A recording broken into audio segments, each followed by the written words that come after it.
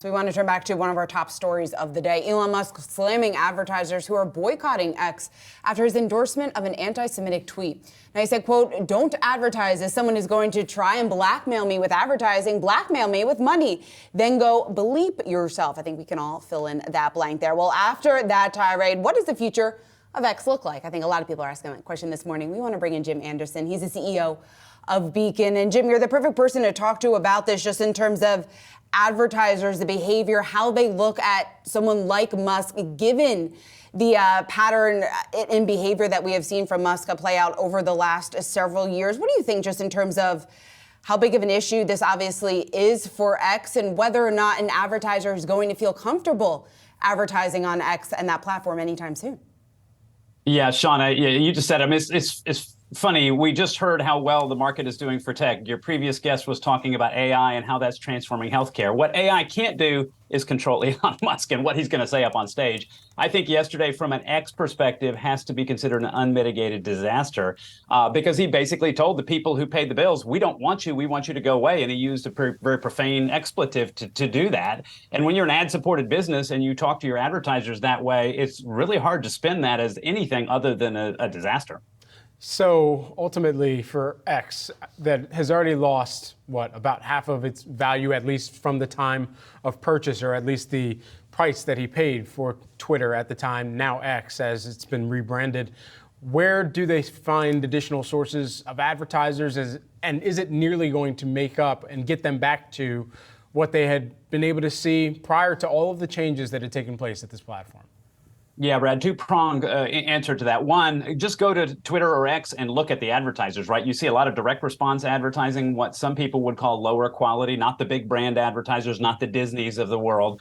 Very effective advertising in its own right, but it's just a very different mix. It's kind of what you might see on late night TV is probably what most people think about it. And then will that make up the difference? Probably not, right? That requires, those rates are typically lower than what you could charge, a premium that you could charge to a company like Disney if you aggregate the right kind of audience.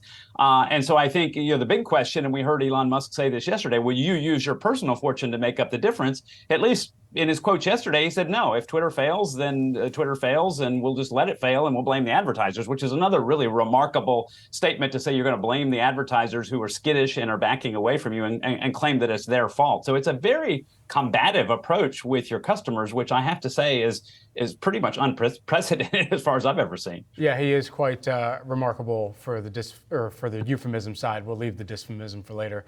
But ultimately here, as we kind of look at some of the other players that would potentially see some of that load that now is kind of coming off of X or Twitter, and perhaps looking for other places to advertise, other kind of sources of continued engagement, of time spent online, who seems best positioned to take that on? Well, the names that we all are going to recognize: Meta, the owner of Facebook and Instagram and Threads, Google, or Alphabet, more accurately, owner of YouTube, Google. Those are the big companies that are obvious. Of course, television. We're coming up into a political season, so I think a lot of local television affiliates are counting on an influx of political advertising dollars. So I think, to the degree that those dollars shift away from Twitter, everybody in the ecosystem is going to benefit. But I will say that Twitter has always been a smaller player. It's not like this is a massive sea change in the distribution of ad dollars. Twitter is a player at a certain scale. And so if they lose half of their advertisers and that gets distributed to other larger players, I think it's going to look like very incremental gains to a company the size of a Meta or an Alphabet, aka Google. Well, Jim, bringing it back here to X, Linda Yaccarino, and she has to be scratching her head here this morning. She was brought in to do this job to really improve the relationship with advertisers. Has Musk essentially made it impossible for her to do her job?